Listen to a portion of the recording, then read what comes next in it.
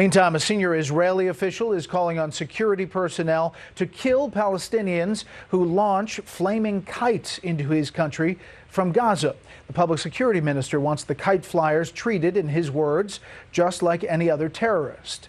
Israel and Gaza have been fighting over their shared border for weeks.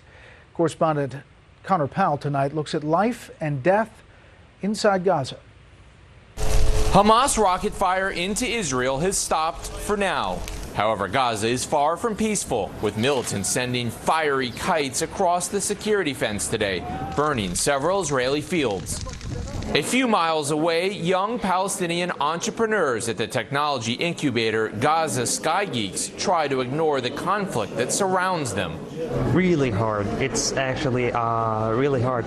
Ibrahim Alashi is one of more than 1 million well-educated Gazans under the age of 35 trapped by the conflict between Hamas and Israel. Electricity, internet connection, Wi-Fi, this is all really been absent most of the days. Gaza's economy has been battered by a strict, decade-long Israeli and Egyptian blockade put in place following Hamas's political victory in 2006.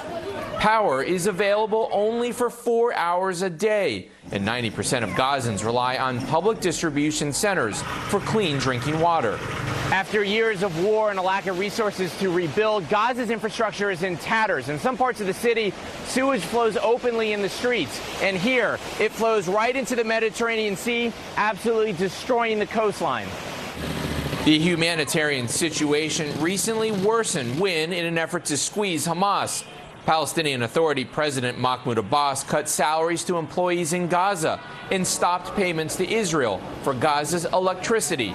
Many young Palestinians have grown increasingly upset, not only with Israel and Hamas, but also the United States and the PA for their collective inability to solve even Gaza's most basic problems. We just need to have access to their basic services, basic rights as a Palestinian youth here, similar to any youth outside of Gaza.